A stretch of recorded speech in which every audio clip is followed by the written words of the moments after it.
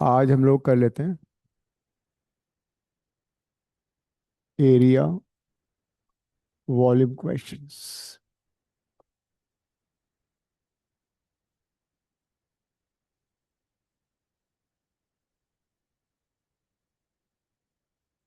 Surface area volume questions.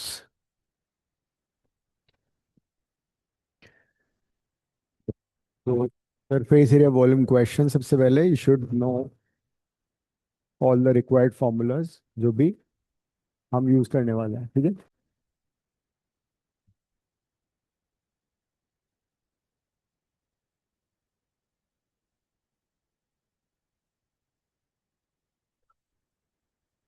तो let's write down the formulas.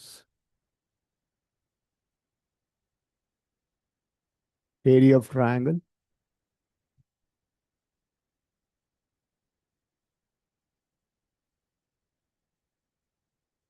Ma'am से बात करो। So this is triangle, side opposite to A is small A, this is small B, this small C. ठीक है, हाँ। So area of triangle तुम्हारा favourite है शनाया का, इसने हाय हाय बोल रही है वो।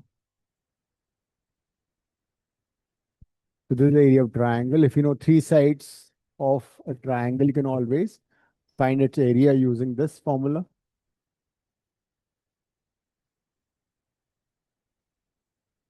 Then you have cosine rule.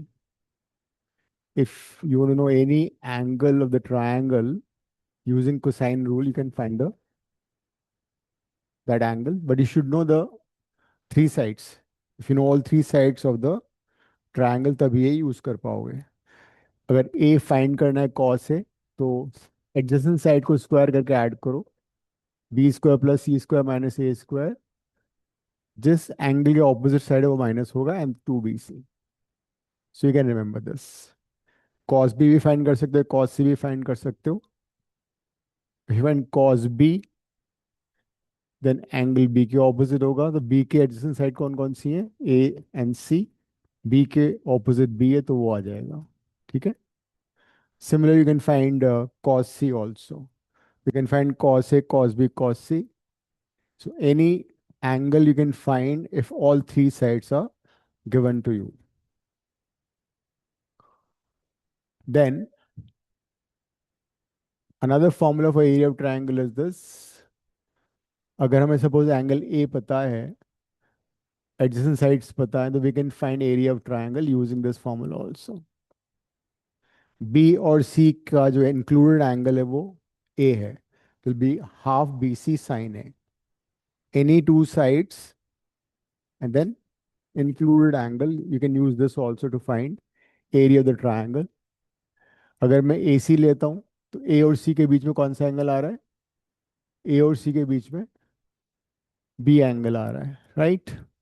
If I take side A and B, half A B, then will be sine C, ये वाला आ जाएगा। तो using this we can find area of triangle provided we know one angle. Then अगर इन तीनों को ABC से, हाफ एबीसी से डिवाइड करोगे तो क्या आएगा, half A B C, sine A by A, sine B by B equals to sine C by C. तो दैट्स अ साइन रूल। ये भी कई बार यूज हो सकता है। अगर दो साइड्स पता है, एक एंगल पता है, तो we can find the other side और the other angle. That is sine rule.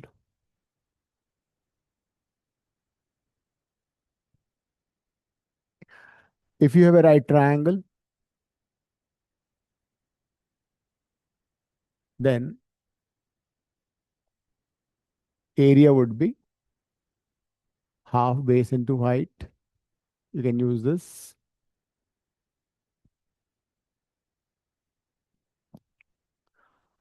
अगर ट्रायंगल आइसोसेलेस है तो फिर क्या होगा, जो दो साइड्स इक्वल होती है उनके ऑपोजिट एंगल भी इक्वल होगा, this equal to this angle. And if you drop a perpendicular in this triangle on the third side which is not equal, it'll be always dividing the third side into two equal parts. Isosceles triangle में if you draw a perpendicular on the unequal side, वो हमेशा unequal side को दो equal part में divide करेगा.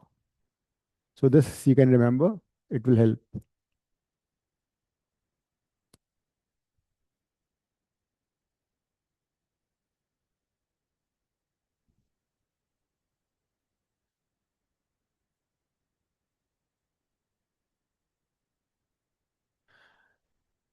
The sum of three sides will be A plus B plus C. If you divide it by 2, it is called semiperimeter. The semiperimeter of the triangle is A plus B plus C divided by 2.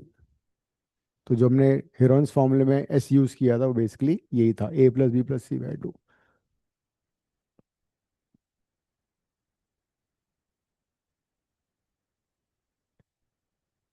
लिख लिया सभी लोगों ने?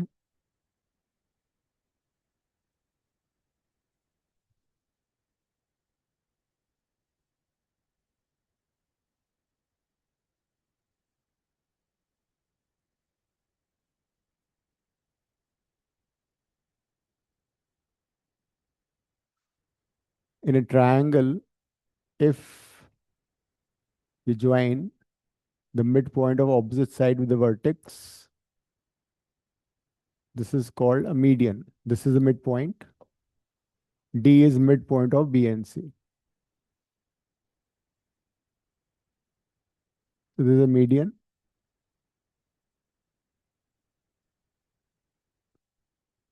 So median is obtained by joining vertex of the triangle with the midpoint of opposite side. अगर तीनों median निकालोगे तो वो एक कॉमन पॉइंट से पास करते हैं, and that's called centroid. G is centroid. Hmm. Hmm.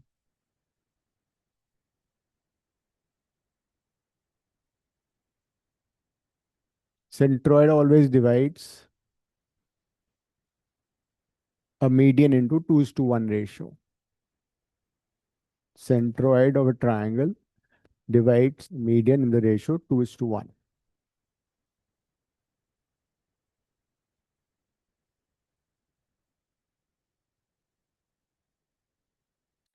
In the case of equilateral triangle, तीनों साइड इक्वल हो जाएंगी. This would be 2:1. This is say A, this is also A, this is also A. तो ये वाला distance जो होता है vertex to the centroid is always कितना होता है, याद है किसी को? Hmm. A/√3. Vertex to the centroid would be always A/√3, and midpoint to the centroid will be always A/2√3 because it divides into 1:2 ratio. But this is only in the case of equilateral triangle. Side of the triangle is A. Vertex to the centroid would be A/√3. That will be A/2√3.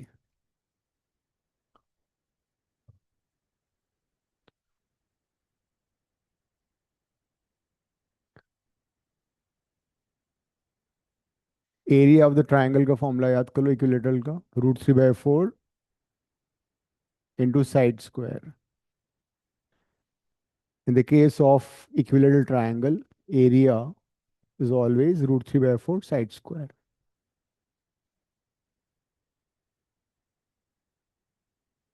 अगर हम किसी triangle के angle bisector बनाएं, angle bisector का मतलब होता है दो इक्वल एंगल में डिवाइड करने वाला. This is equal to this. तो angle bisector always pass through a common point and that point is called in center. Point of intersection of angle bisectors is called in center. and there's a triangle, any triangle for that matter. There'll be a circle which would be touching three sides of the triangle. उसका center in center होगा, and this circle is called in circle. A circle inscribed in a triangle is called in circle. It is touching all three sides of the triangle. This is in center, it's represented by I, and this is in radius. इस circle का radius called in radius.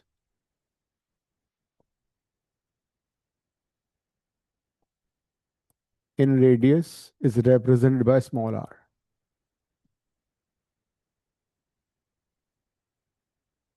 I doubt कि center in center का coordinate आएगा, but you should know this relation.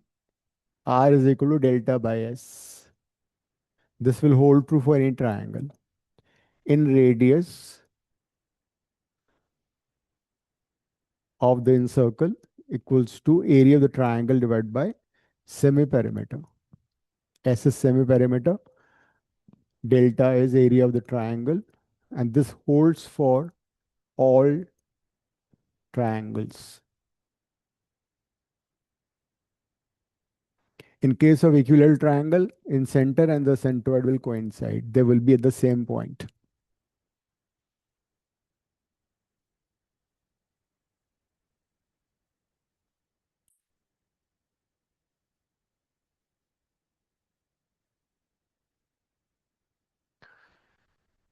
If we have a triangle with drop altitudes or perpendiculars from the vertex to the opposite side, all these altitudes will meet at a common point. And this point where they meet is called orthocenter.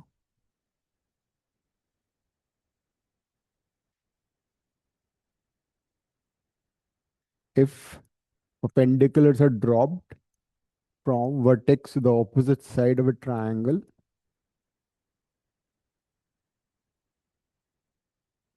the point of intersection of these altitudes is called orthocenter.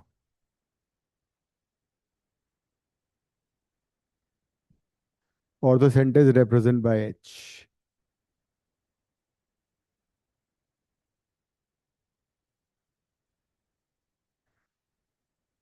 In the case of right triangle, orthocenter always coincides with the vertex with the angle is 90 degree. लिख लो. In the case of a right triangle, orthocenter coincides with the vertex where angle is 90 degree.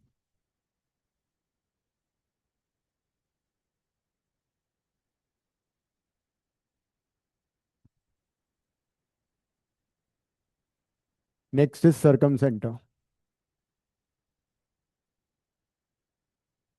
Circumcenter and circumcircle. अगर हम किसी triangle के sides के perpendicular bisectors draw करें, perpendicular bisector the sides. Now there two different things. Perpendicular bisector side के perpendicular भी होगा और साइड को बाइसेक्ट भी करेगा. मतलब D is mid point, at the same time it is, this line is perpendicular also. So this is perpendicular bisector. So don't get confused with the altitude and median. तो perpendicular bisector अगर हम तीनों sides के draw करें तो जहां वो intersect करेंगे वो point is will be circumcenter. कहने का मतलब that point will be centre of the circle and this is circumcircle. Circumcircle मतलब outside the triangle. Incircle मतलब इनसाइड द ट्रायंगल. और इस ट्रायंगल का जो सर्कम सर्कल है उसका रेडियस कैपिटल आर होगा. R is सरकम radius.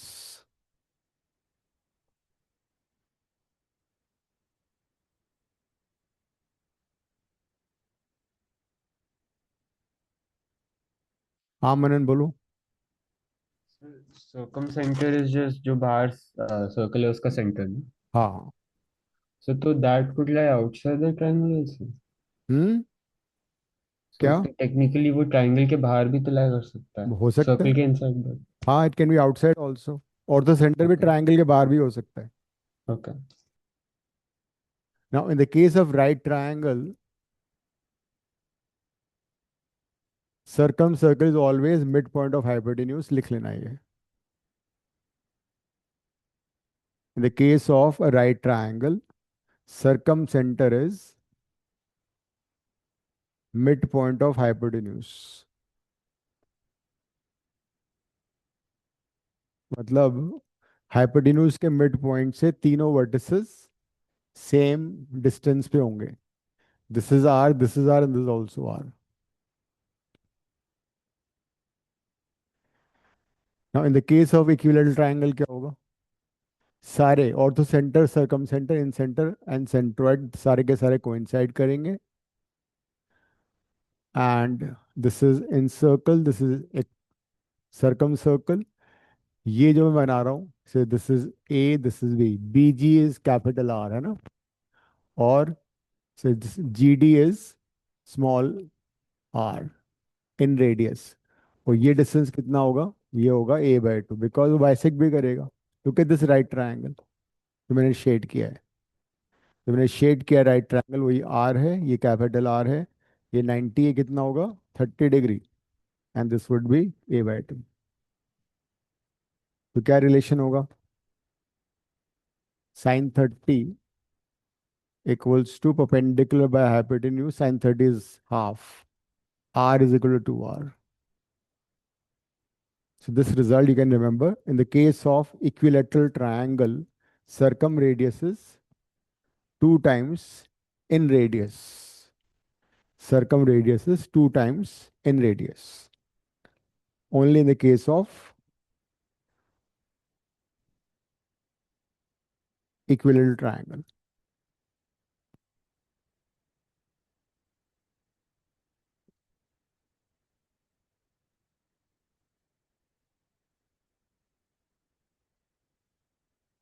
लिख लो एक बार सारा।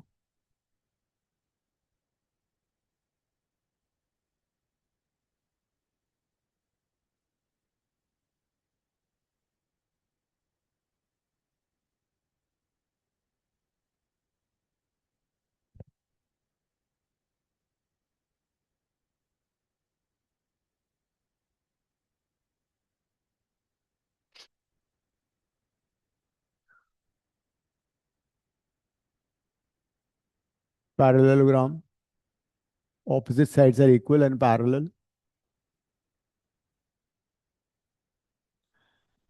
Diagonals may not be equal, but diagonal always bisect each other. In a parallelogram, diagonal always bisect each other।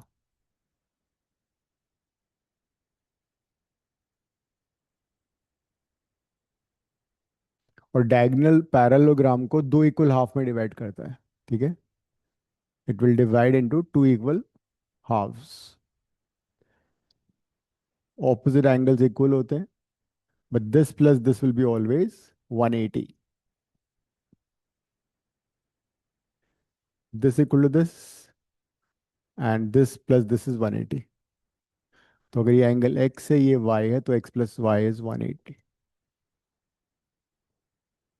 Area कैसे निकलता है इसका? Area is base into height.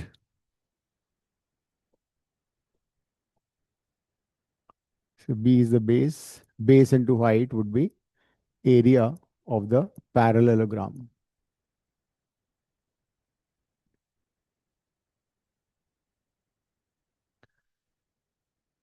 और अगर पैरेललोग्राम की चारों साइड इक्वल है फिर क्या होगा? It'll be rhombus. If all four sides are equal, it will be a rhombus. Rhombus में क्या होता है? Diagonal bisect each other at 90 degree. In a rhombus, diagonal will bisect at 90 degrees.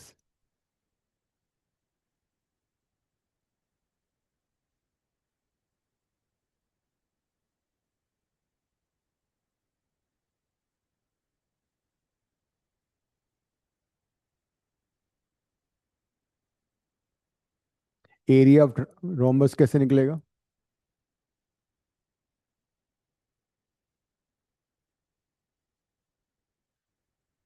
Area of rhombus, अगर तुम्हें diagonals की length पता है तो कैसे निकालोगे?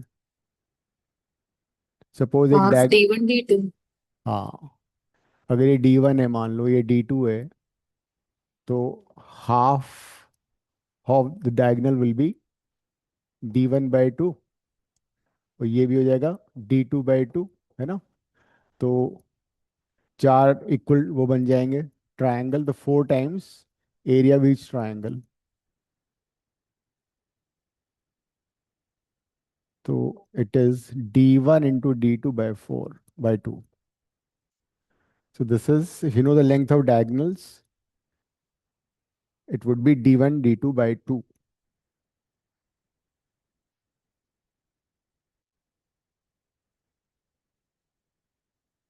Then we have rectangle.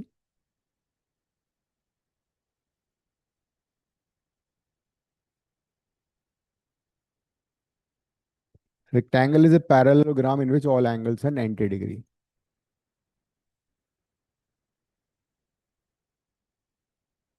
तो as a result, diagonals also be equal. तो ये एक ऐसा पैरेललोग्राम है जिसमें डायगोनल भी इक्वल होंगे। एरिया कितना होगा? L into B। पेरीमीटर कितना होगा? 2 into L plus B। If I square both the sides तो क्या आएगा? 4L² + B² + 2LB। L² + B इसको क्या लिख सकते हो? D² डायगोनल, है ना? L into B क्या हो जाएगा? Area. So relation between perimeter, length of diagonal and area would be this. P² equal to 4 times D² + 2A.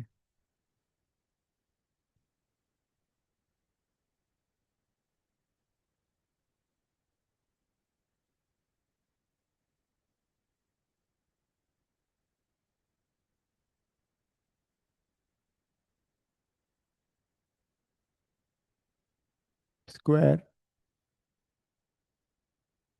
square में all sides are equal, angle is 90 degree. Area, you know, is A². D is diagonal. D is √2A. So it will be also D²/2. So area of a square is side square or diagonal square/2.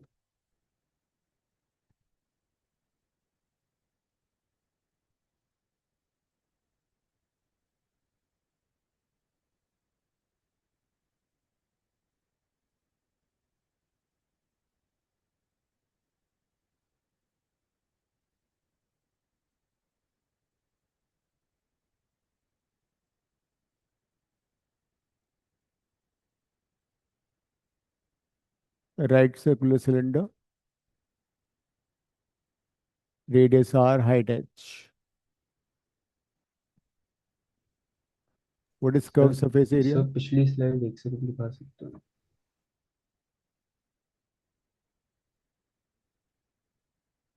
ठीक है sir, हो गया।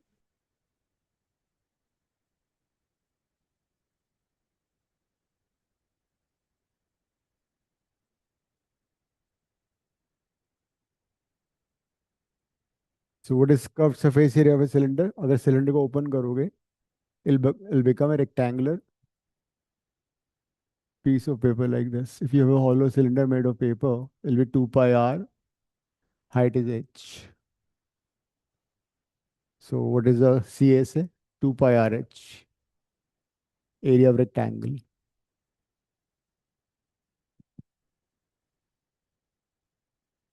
Total surface area, curved surface area plus base का area and top का area, 2 pi r square. 2 pi r कॉमन, h plus r.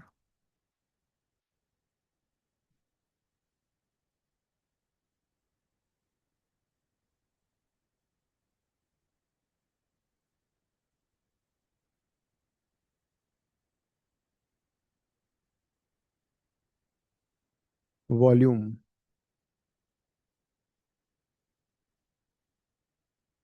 Base का area into height. Area of the base is pi r square, height is h. pi r square h.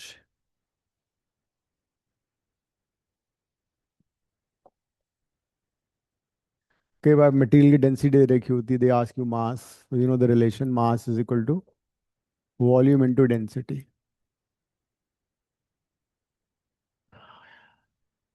Unit of density is kg per meter cube or centimeter, gram per centimeter cube, right? What is the relation between them? 1 gram per centimeter cube is 1000 kg per meter cube. ग्राम पर centimetre cube तुम KG पर metre cube में करोगे तो 1000 से multiply करना है. Density of water इतना ही होता है. what is density of ice? 0.9 ग्राम पर सेंटीमीटर क्यूब और 900 kg per meter cube. That is the reason ice floats on water. हम्म. उल्टा नहीं होता है, बिल्कुल सही कहा तुमने. उल्टा होता है. करके देख लेते हैं. 1 ग्राम पर सेंटीमीटर क्यूब, कुछ कंफ्यूजन चल रहा है, इसको दूर करते हैं. ग्राम को केजी में कन्वर्ट करो.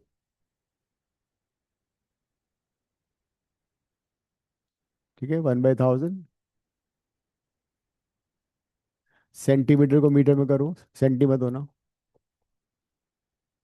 ठीक है. अब 1/1000 नीचे आ गया, ये ऊपर चला जाएगा.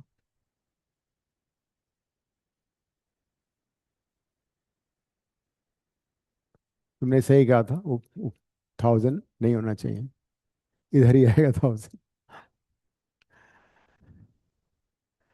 तो ग्राम पर सेंटीमीटर क्यूब को जब केजी पर मीटर में करोगे, 1000 से मल्टीप्लाई करोगे. तो अच्छा नहीं लग रहा, कोई बात नहीं, फिर भी करना पड़ेगा. वो ग्राम था तो इसलिए लग रहा होगा कि उल्टा होना चाहिए, बट उसमें नीचे सेंटीमीटर क्यूब हो गया ना. और क्यूब को जब ने कन्वर्ट किया तो ऊपर चला गया वो.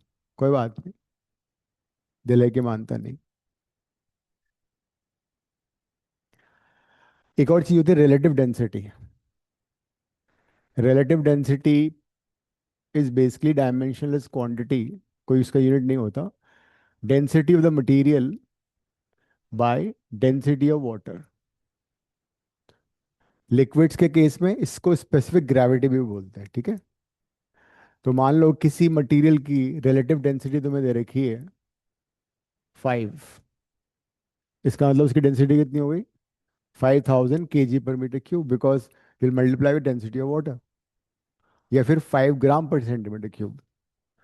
So sometime you'll be given some relative density, तो उसको अगर डेंसिटी में कन्वर्ट करना है तो डेंसिटी ऑफ वाटर से मल्टीप्लाई कर देना, बेझिझक. तो ये याद कर लेना, density of material by density of water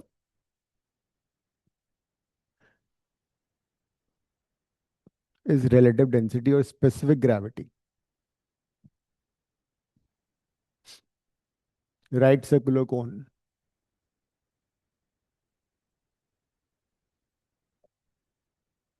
radius R, height H, slant height is L. Right circular cone क्यों बोलते हैं? Because this is 90 degree, this semi vertical angle. AOD में तुमने किया ही था तो बहुत अच्छे अच्छे क्वेश्चन थे एनसीईआरटी में।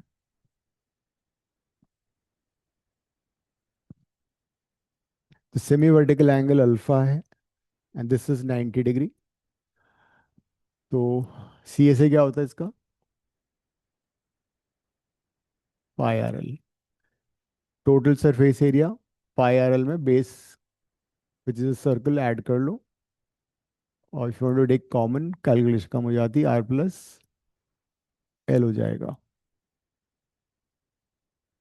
वॉल्यूम जो सिलेंडर का उसका वन थर्ड कर दो, सिलेंडर के एरिया का वन थर्ड कर देना।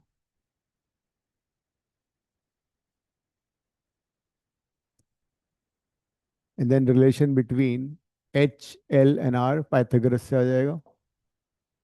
L square is equal to H square plus R square.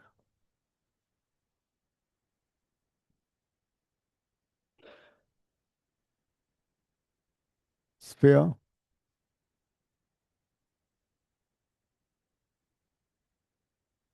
Area सबको मालूम है कितना होता है? सर्कल का 4 टाइम्स 4 पाई आर है ना? ये होता है। वॉल्यूम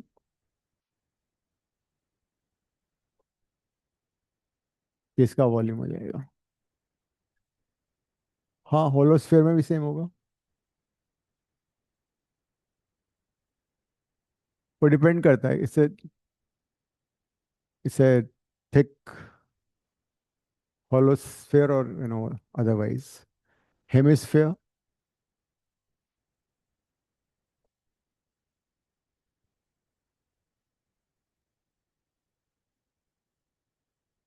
सरफेस एरिया कितना होगा इसका total? 3 pi R square. 2 pi R square plus pi R square है ना टोटल सरफेस एरिया। अगर कर्व सरफेस एरिया होगा तो आधा हो जाएगा, वॉल्यूम भी आधा हो जाएगा। 2/3 pi R cube. That's for hemisphere.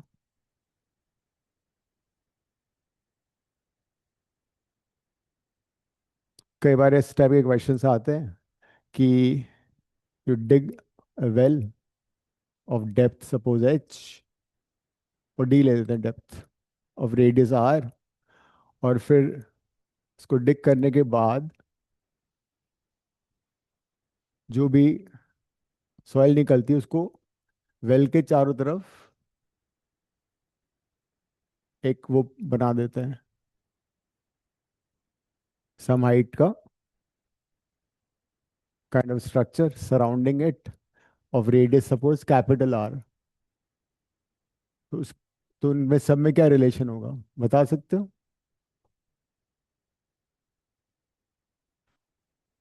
We have dug well, और जो भी सॉइल निकलती है उसको यहाँ पे एक हॉलो सिलेंडर सिलेंडर बना दे चारों तरफ। तो बेसिकली इसका जो वॉल्यूम होगा वो इस वॉल्यूम के इक्वल कर देंगे। तो इसका वेल का वॉल्यूम कितना हुआ? सिलेंडर है तो पाई आर स्क्वायर डी। इसका वॉल्यूम कैसे निकलेगा?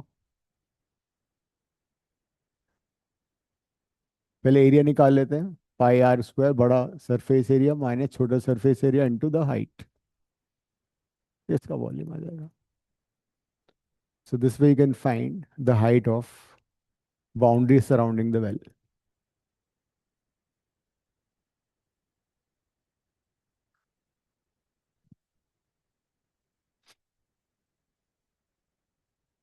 किसी भी क्वांटिटी में परसेंटेज चेंज अगर तुम्हें फाइंड करना है तो कैसे करते हैं? Percentage change in any quantity is always final value of the quantity by initial value minus 1 into 100। ये फॉर्मूला याद कर लेना। Percentage change in any quantity is final by initial minus 1 into 100।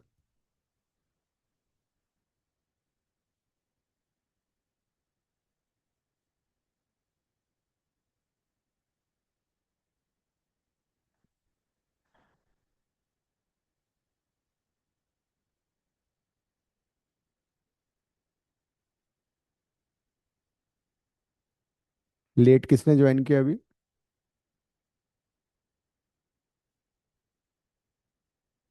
निर्मित या जागरव?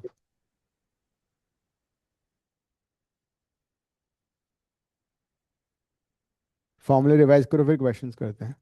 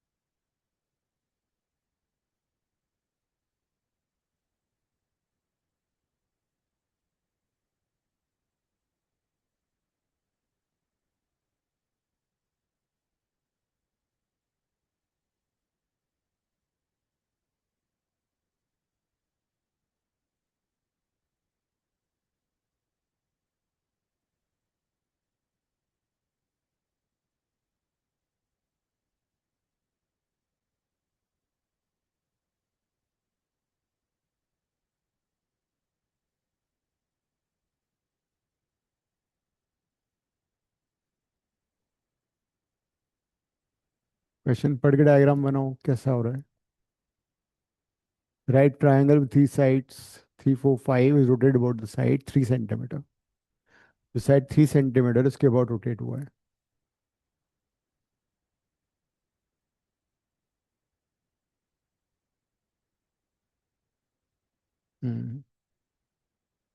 इसको ऐसे रोटेट कर दो। इसके अबाउट रोटेट हो रहा है ऐसे। नहीं नहीं, मतलब पूरे ट्रायंगल को ऐसे रोटेट करो ना। ऐसे। तो ऐसे ना बन जाएगा ये।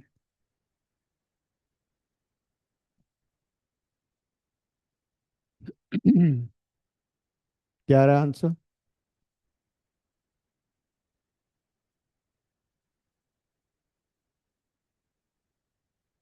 This is 3, this is 4, this is 5. The rotation is taking about this side. So it will form a cone.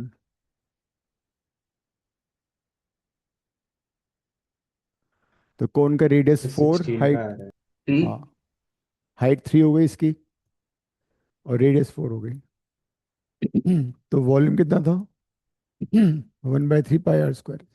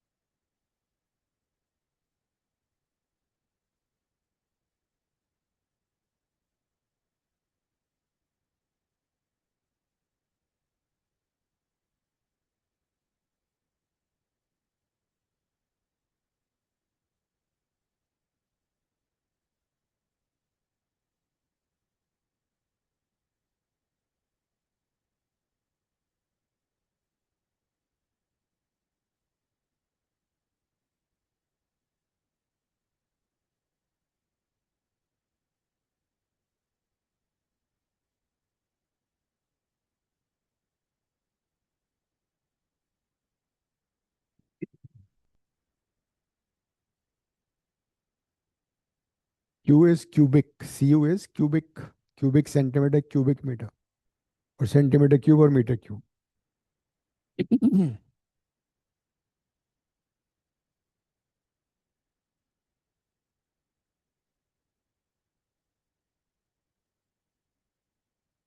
Hectare मालूम है कितना होता है ना?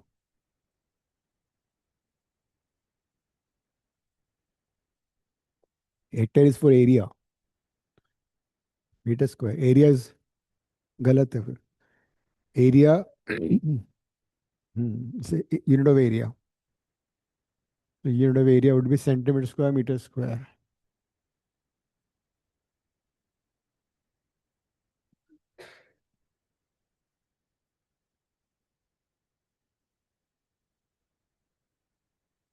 When we say that 2 centimetre बारिश हुई, 5 सेंटीमीटर बारिश हुई, उसका मतलब the height of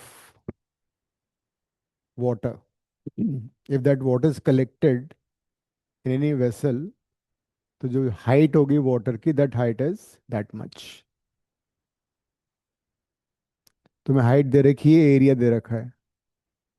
height of water मालूम है, एरिया ऑफ वाटर मालूम, एरिया ऑफ सरफेस मालूम है। सो this is the height which is 5 centimetre. 5/100 meter. Surface area is been given to us, which is 1.5 hectare. 1.5 hectare would be so much meter square. 1 hectare is 10,000 meter square.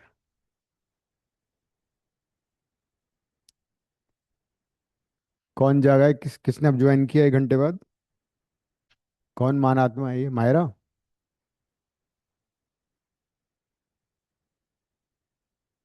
नहीं sir, मैंने 5 बजे join किया था। अच्छा, तो कौन आया ये महान आत्मा, देखना चाह रहा हूँ मैं। कौन धुरंधर है ऐसा? घर पे पता लगा होगा कि भाई।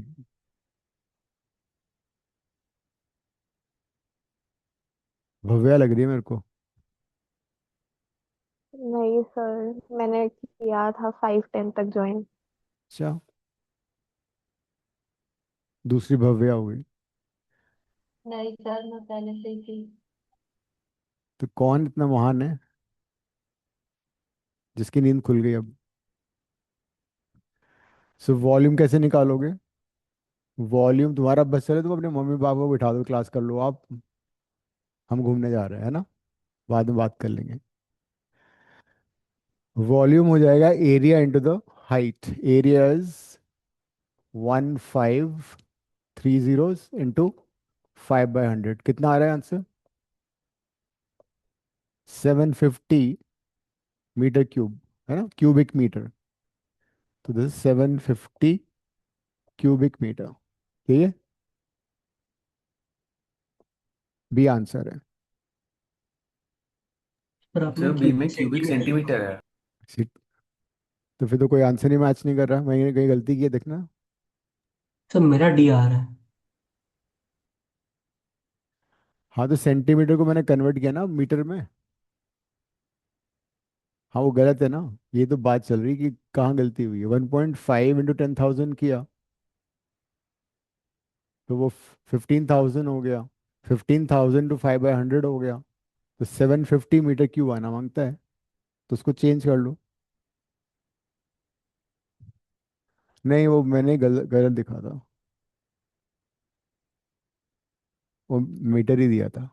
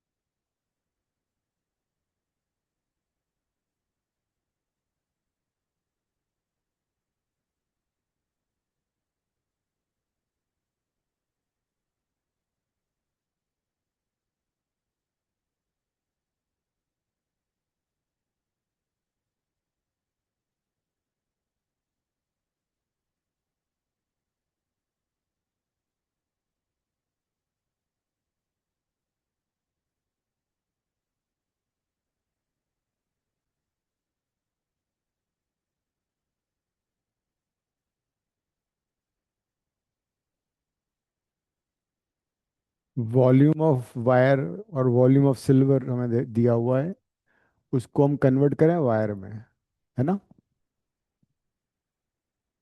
सिल्वर दे रखा है ना तुम्हें।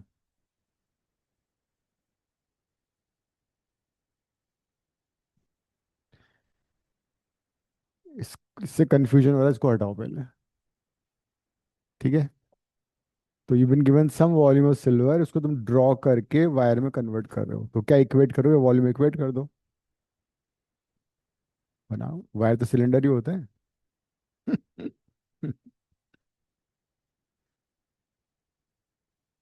सारे वायर सिलेंड्रिक फॉर्म में ही होते हैं। तो volume is equal to pi R square H कर दो। हाँ, हाइट एल हो गया, एच ले लो जो भी है, एच ले लो, रेडियस आर। तो volume equal to pi R square H.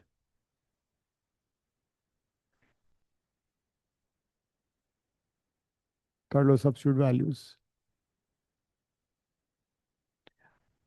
कितने टाइम में करना है तुम्हें, 106 सेकेंड्स, 108 सेकेंड्स।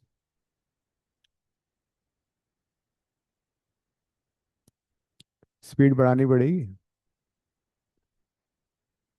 हाँ, अभी को 66 दिया हुआ है ना, पहले सेंटीमीटर में निकाल लो, फिर बाद में मीटर में कन्वर्ट कर लेंगे। रेडियस, रेडियस मिलीमीटर में है, मिलीमीटर को सेंटीमीटर में कैसे करोगे बताना जरा अन्य। हाँ, 10 मिलीमीटर इज 1 सेंटीमीटर, सेंटीमीटर में कर लेते हैं, ठीक है। तो डायमीटर दिया हुआ है, तो 1/2 किया तो रेडियस आ गया, और फिर और 10 से डिवाइड किया तो सेंटीमीटर में आ गया। एच ये जो आएगा दैल बी इन सेंटीमीटर, फिर उसको मीटर में कन्वर्ट कर लेना।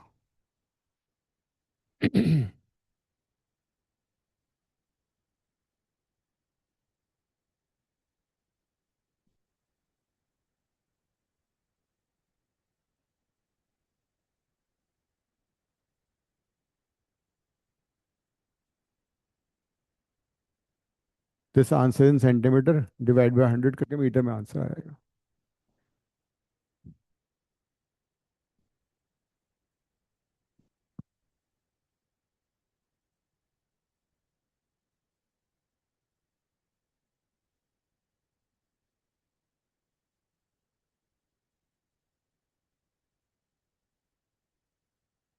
इसको 100 से डिवाइड कर तो मीटर आ जाएगा।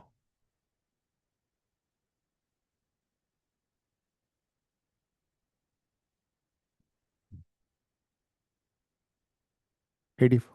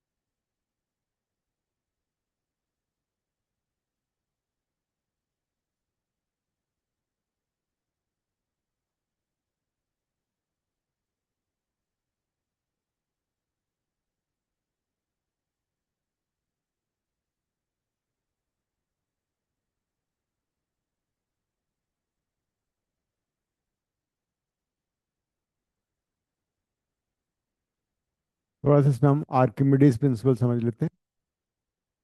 कंडीशन फॉर फ्लोटेशन, अगर कोई बॉडी, कोई ऑब्जेक्ट फ्लोट करता है तो उसकी कंडीशन क्या होती है। सपोज एन ऑब्जेक्ट जिसका अपना वेट डब्ल्यू है, उसकी डेंसिटी डी है, और सराउंडिंग लिक्विड की डेंसिटी रो है। So a solid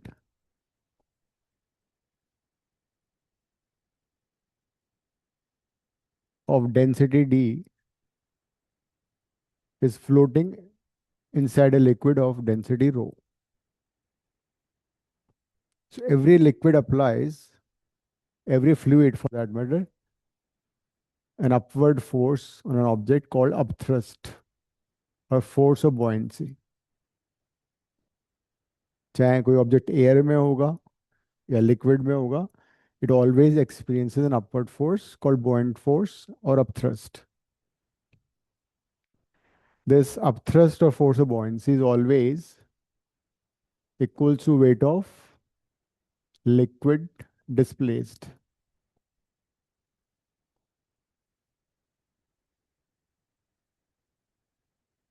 This upthrust or force of buoyancy always equals to weight of liquid displaced. And condition for flotation क्या होगी? Condition for flotation होगी that FB should always be equal to W. So an object will float on a liquid only and only if force of buoyancy or upthrust equals to the weight of the solid. This is the condition for flotation. तो जैसे यहाँ पे मान लो ये जो volume है, इतना volume liquid का डिस्प्लेस हो रहा है। This is V I, this is volume inside.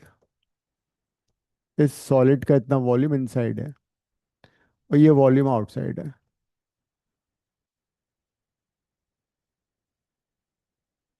तो volume in force of buoyancy कैसे निकलेगा? वेट ऑफ लिक्विड डिस्प्लेस, इतना वॉल्यूम डिस्प्लेस हो रहा है लिक्विड का, तो volume into density of the liquid into G, ये हो जाएगा फोर्स ऑफ बॉयंसी। तो अगर किसी ऑब्जेक्ट, कोई object V I volume displace कर रहा है, then this is the weight of the liquid displaced.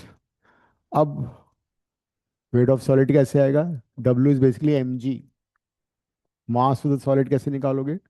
Total volume of the solid into density of the solid into G, ये आ जाएगा। So now you sir can see. F क्या था? हाँ, F क्या था? Volume inside into. F is volume inside, volume of liquid displaced into the mass of liquid displaced. तो मास कैसे निकलेगा? वॉल्यूम कितना डिस्प्लेस किया उस सॉलिड ने, वो वी आई के बराबर उसने वॉल्यूम डिस्प्लेस किया है, into the density of the liquid rho into the gravity. तो now we can see इस फॉर्मूले से V I by V O कितना आ रहा है? V I by V O कितना आ रहा है? वी कितना आ रहा है? D by rho. मतलब ये डेंसिटी ऑफ सॉलिड, ये डेंसिटी ऑफ लिक्विड। तो अगर सॉलिड की डेंसिटी लिक्विड से कम होगी तभी वो ऑब्जेक्ट फ्लोट करेगा। That is why you see that iron nails, they sink in water.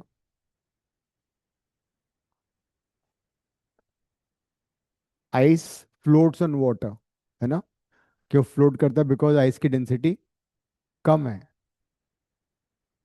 तो जब आइस फ्लोट करता है, जरा देखो कितना वॉल्यूम इनसाइड होगा उसका।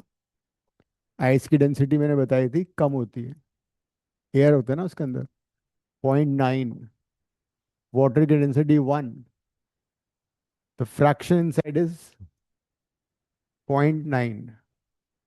मतलब 90% आइस पानी के अंदर होता है और 10% बाहर होता है, 1/10 बाहर होता है। इसलिए बोलते हैं tip of iceberg.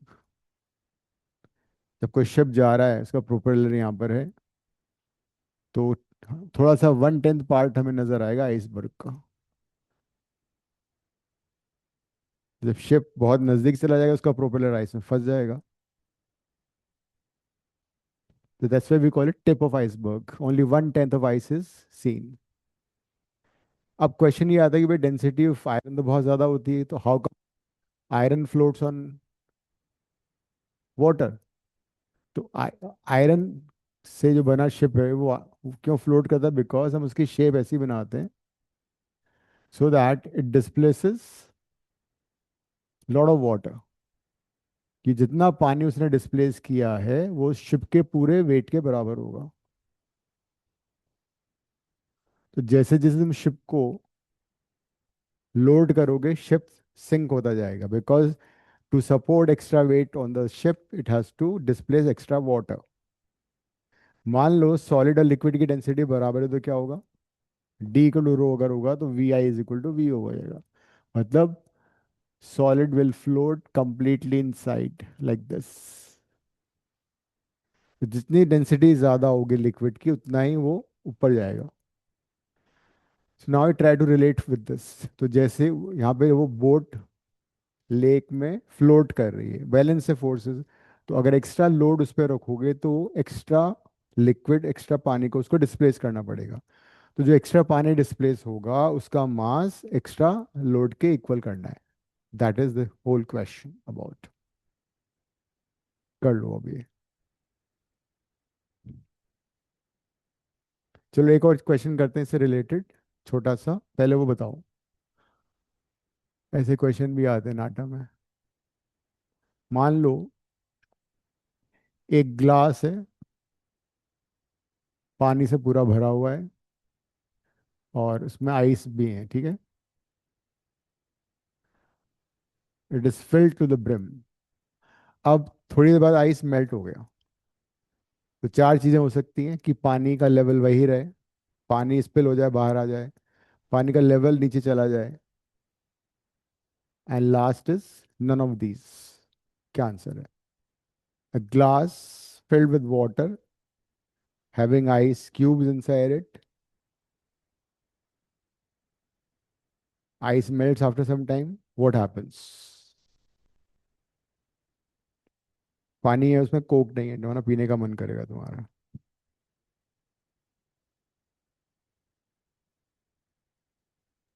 None of these. none of these? क्यों, ऐसा क्यों होगा? बिकॉज जो ग्लास की वॉल्यूम है उसने आइस की जो वॉल्यूम है और वाटर की वॉल्यूम ऑलरेडी होल्ड कर रखी है, तो हम्म। स्पिल नहीं होगा, सेम रहेगा। स्पिल नहीं एंड होगा, कम। कम भी नहीं होगा, ज्यादा भी नहीं होगा। अगर ज्यादा होगा तो स्पिल करेगा, कम होगा तो लेवल नीचे चला जाएगा, अगर कुछ नहीं बदल सेम रहेगा। नन ऑफ दीज तो मतलब का था, मतलब था कि इन तीनों से कुछ नहीं हो रहा है। किसी ने आगे पानी पी लिया पहले ही।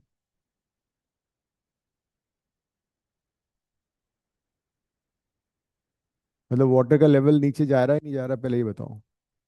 नहीं जाएगा, स्पिल करेगा। फिर क्यों? So ice takes more volume than water, ना तो कम हम्म। नहीं होगा लेवल। वही ना, ये लोग मानते ही नहीं है।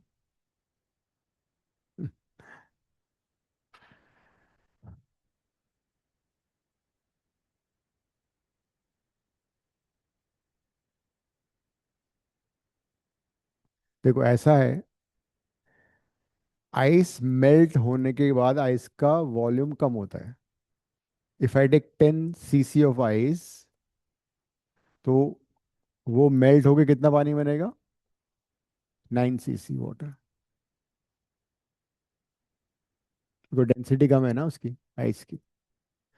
तो आइस श्रिंक्स ऑन मेल्टिंग। अभी क्या हो रहा है, मैंने बताया था 1/10 पार्ट एक्सपोज्ड है, और ये 19, अगर सपोज 10 cc का आइस क्यूब मैंने ले लिया, तो 9 cc यहाँ पर है, 1 cc ऊपर है। तो जब ये 10 cc आइस मेल्ट होगा वो 9 cc वाटर बनेगा। तो 9 cc वाटर जब बनेगा तो यहाँ पे आ जाएगा बड़े आराम से, कोई प्रॉब्लम नहीं है। तो level of water will remain the same, ठीक है। लेकिन अगर क्वेश्चन थोड़ा चेंज कर दें तो, आइस क्यूब्स के अंदर मान लो एक आयरन नेल आ गया, फिर क्या करोगे? अभी तो फ्लोट कर रहा है सपोज, बट जब आइस मेल्ट हो जाएगा तो आयरन नेल तो सिंक हो जाएगा, what happens to level of water? क्यों? जाने दो उसको। जो ऊपर आया। अब क्या होगा इस बार?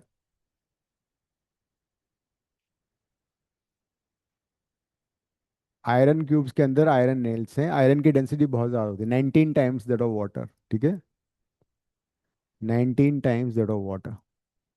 तो आयरन नेल को सपोर्ट करने के लिए उसको ज़्यादा पानी डिस्प्लेस करना पड़ेगा आइस क्यूब को।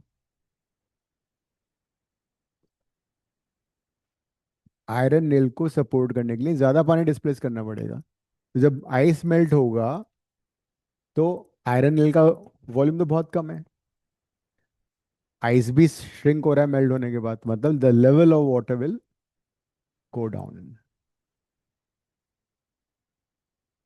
ठीक है, क्योंकि डेंसिटी ज़्यादा है ना आयरन नेल की, level of water will go down. लिख लेना ये, लो कर लो बात।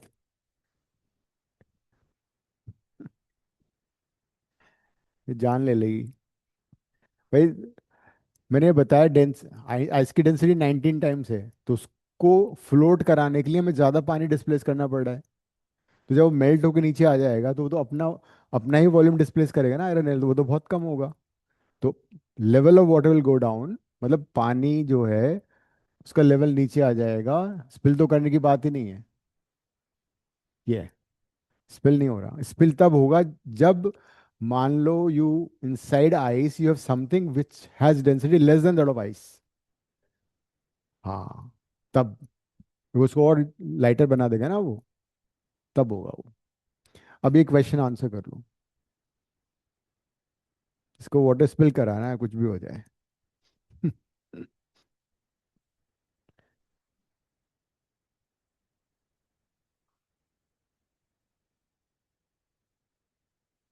बोट का एरिया तुम्हें दिया हुआ है, बोट फ्लोट कर रही है, तो अभी दोनों फोर्सेस बैलेंस्ड हैं।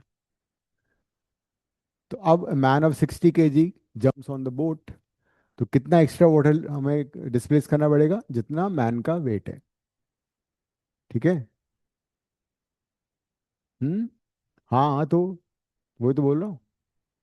नहीं, 60 kg में बताने मान रहा हूँ मैं, कोई सूखा सा पतला सा आदमी है, 60 kg, 12 किलो का भी आदमी है देखो।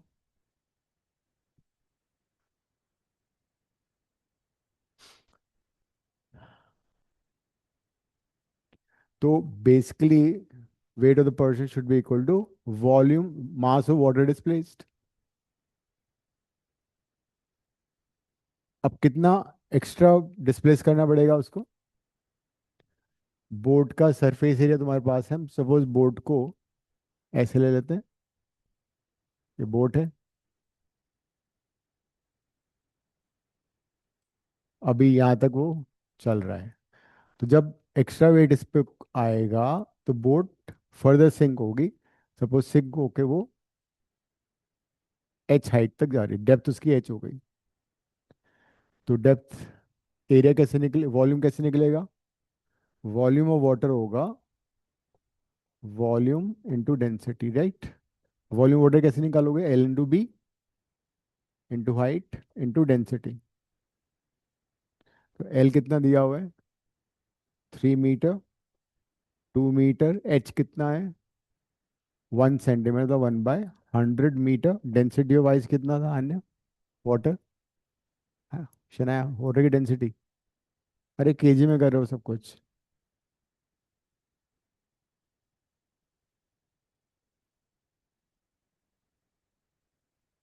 वॉल्यूम इंटू डेंसिटी कर दिया, डेंसिटी हमने ले ली एसआई यूनिट में।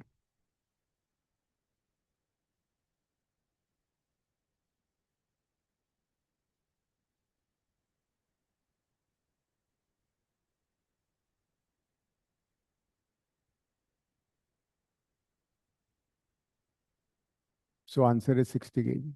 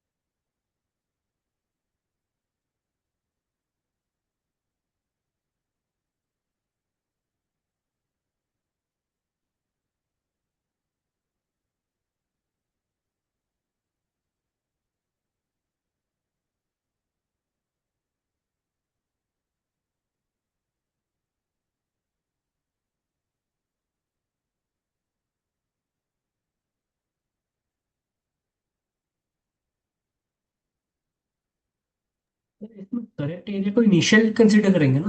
हम्म। इसमें करेक्ट एरिया को इनिशियल एरिया कंसीडर करेंगे ना? हम्म। साइड।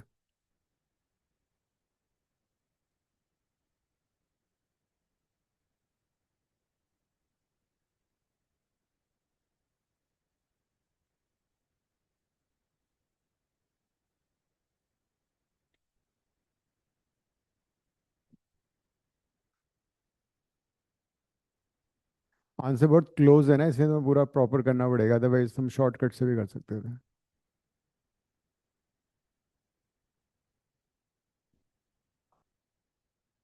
एरिया निकालना है। साइड तो मैं दो, साइड में एरर कितना है 2%, तो उसको कैसे यूज करोगे? साइड को या तो ए ले लो, टू साइड इज ए, तो पर एरर के बाद कितना हो गया वो? A plus 2% of A, plus minus भी कर दें, प्लस लगे कर लो, तो इनकरेक्ट हो जाएगा A plus 2% of A, 2 into a/100। Hmm. मत काटो, कर। हाँ, बिना काट के इजी है।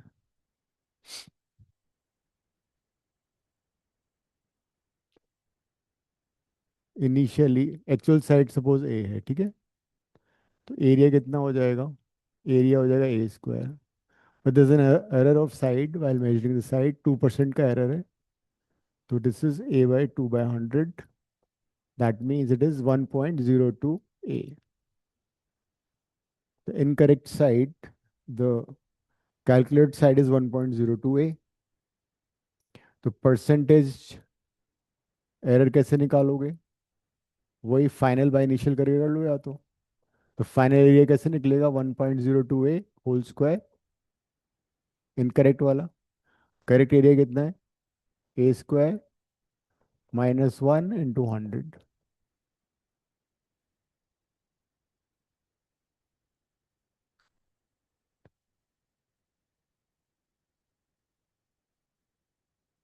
ए स्क्वायर कट जाएगा, 1.02 का होल स्क्वायर कैसे करोगे? स्क्वायर करने की जरूरत नहीं है तुम्हें, भाई नॉर्मल अप्रोक्सीमेशन याद है? 1.02 को लिखो 1.1 + 0.02 whole square. Whenever this number is quite small, हम क्या करते हैं, ये एन यहाँ मल्टीप्लाई हो जाएगा, ठीक है। कितना आएगा ये? 1 पॉइंट, लेकिन प्रॉब्लम ये कि फिर तो अप्रोक्सीमेशन, तुम आंसर तो बहुत क्लोज है ना, पूरा ही करना पड़ेगा तुम्हें। हाँ, वही ना, पूरा पूरा करके कितना आ रहा है? कितना आ रहा है ये कितना आ रहा है? हाँ, पूरा ही करना पड़ेगा, otherwise answer might be wrong. तो ये आ रहा है 4.04%। डी ऑप्शन करेक्ट है। अगर मान लो ऑप्शन इतने क्लोज नहीं होते, उस केस में तो क्या कर सकते हो, ये वाला फॉर्मूला तुमने किया होगा बचपन में। If some quantity X is there which is depending upon A like this, on B like this, on C like this, तो परसेंटेज एरर इन एक्स, याद है वंस अपॉन ए टाइम, कभी किया हो जिंदगी में, ये इसका फॉर्मूला होता है, बट इससे आंसर अप्रोक्सीमेट आता है। ये है परसेंटेज एरर इन ए।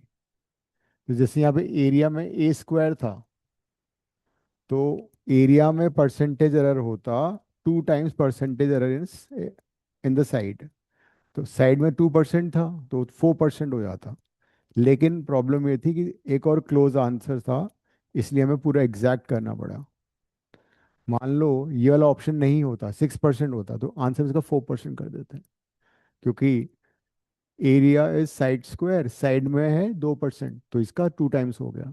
अगर ये सपोज होता साइड क्यूब होता, वॉल्यूम मान लो, अगर वॉल्यूम में एरर पूछा होता, वॉल्यूम होता है साइड क्यूब, किसी और चीज़ का वॉल्यूम क्यूब का मान लो, तो फिर three times the error in side हो जाता, मतलब 6% हो जाता फिर केस में।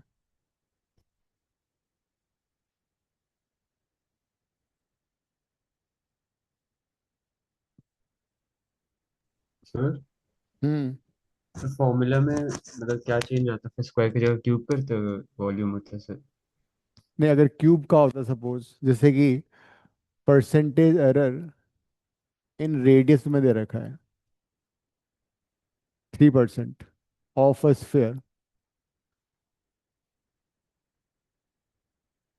तो अगर मान लो सपोज के एरिया में पूछा है, तो एरिया में 4 पाई r² आ रहा है ना। r² का मतलब 2 टाइम्स, मतलब फॉर्मूला बनेगा percentage error in area will be 2 times percentage error in side. ये अप्रोक्सीमेट आंसर है। अगर एग्जैक्ट निकालना चाहोगे तो 6 से वो थोड़ा ज़्यादा आएगा, 6। ये हमें 3% दे रखा है, तो आंसर आएगा 6%। अगर वॉल्यूम ऑफ स्फीयर है 4/3 πr³ उन्होंने पूछा what is the percentage error in volume, तो एरर बाय वॉल्यूम इनटू 100, तो this would B 3 times percentage error in radius. ये था 9% होगा। Okay sir. एक्चुअली 9 से थोड़ा ज़्यादा आएगा, बट अगर ऑप्शन में क्लोज ऑप्शन नहीं है तो यू कैन आंसर 9 दिस वे।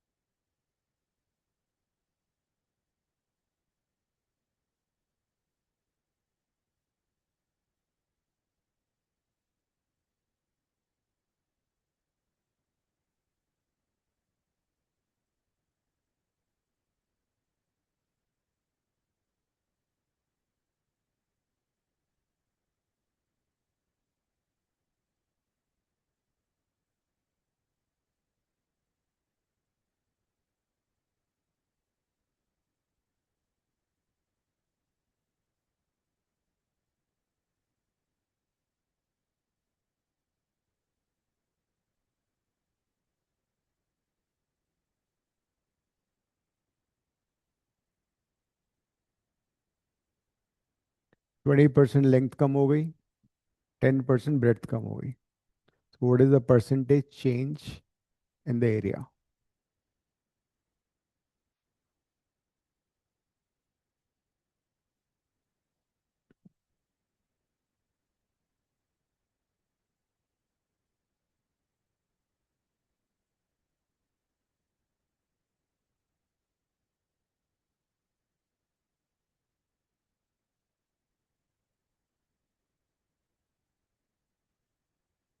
तो 28% आंसर।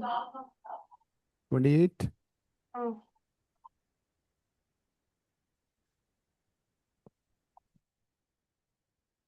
वही करो, initial area final area and then formula बताया था ना, फाइनल बाय इनिशियल -1 इंटू 100।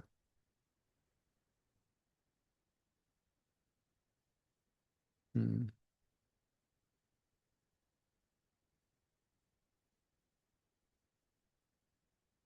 ठीक है, डिक्रीज होगा ना। तो अगर नेगेटिव आ रहा है इसका डिक्रीज हो रहा है।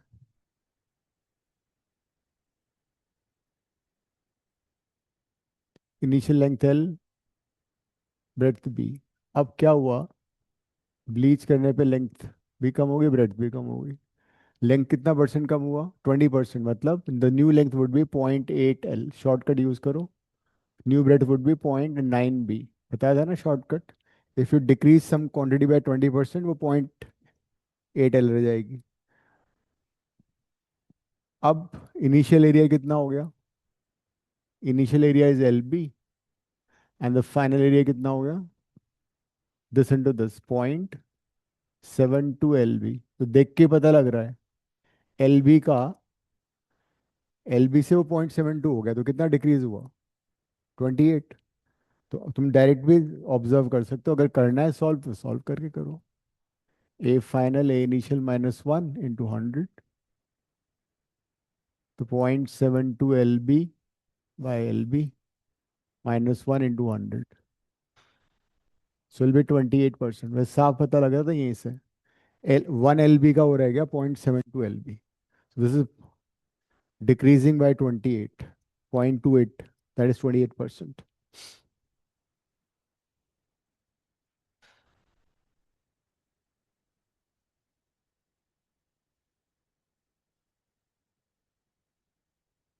एक और ऐसे क्वेश्चन था, the percentage increase in the area, लिखो the percentage increase in the area of a rectangle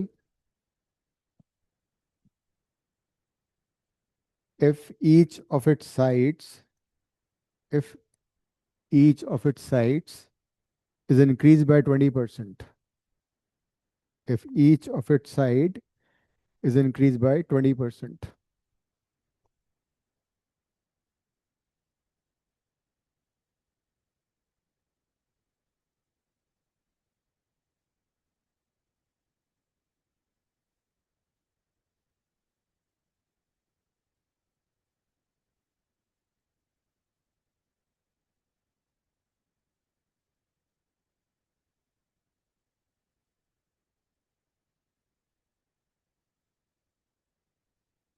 length भी 20% इंक्रीज हुआ, ब्रेड भी 20% इंक्रीज हुआ है।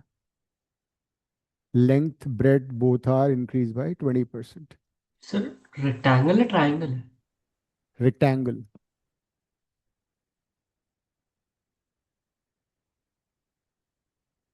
रेक्टेंगल में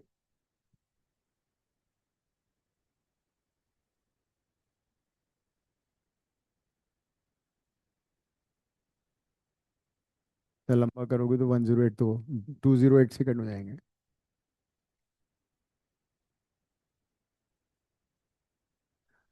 भाई किसी क्वांटिटी को तुम 20% से अगर बढ़ा रहे हो तो न्यू क्वांटिटी कितनी होगी, सिंपली 1.2 से मल्टीप्लाई कर दो। If you increase length, suppose length initial L है, तो फाइनल लेंथ कितना हो गया, 1.2 L हो गया।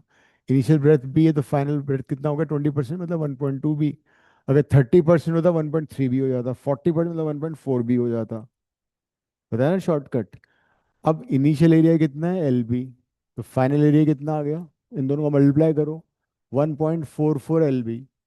यही इसको देख के पता लग रहा है 1 LB has become 1.44, 1 has become 1.44, तो कितना परसेंट हो गया, 44%। नॉन ऑफ दिस आंसर है। टाइम भी तो तुम्हें देखना है ना, ये थोड़ी कि वहां पे बैठे बैठे कर रहे हैं पता लगा, वो तो क्वेश्चन ही हट गया जब तक तुमने किया। फिर बोलोगे सारे क्वेश्चन किए थे लेकिन जैसे आंसर किया वो क्वेश्चन ही। तो फास्ट करो थोड़ा सा। मैंने बताया शॉर्टकट, एनी क्वांटिटी एक्स, अगर हम उसको 30% से इंक्रीज कर रहे हैं तो मेथड तो क्या है, एक्स प्लस 30% ऑफ एक्स। इतना टाइम के किसके पास है, सीधा सीधा 1.3x कर दो। डिक्रीज करो इसका मतलब एक्स -30% ऑफ एक्स, तो 0.7x लिख दो स्ट्रेट अवे। यहाँ भी कैलकुलेशन की जरूरत नहीं है, वन जो था वो बन गया 1.44, 44% इंक्रीज हो गया। अगर मान लो ये 1 की जगह हो जाता 0.96, तो फिर क्या आंसर होता, इट हैज डिक्रीज बाय 4%।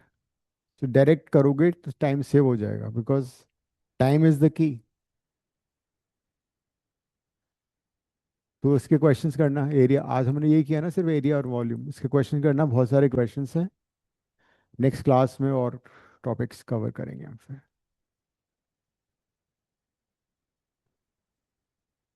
हाँ, वो उसमें है कुछ मिसप्रिंट, बता दूंगा मैं कौन कौन। ठीक है, ending the class, see you next time. Thank you sir. Saturday को क्लास है ना हमारी अब।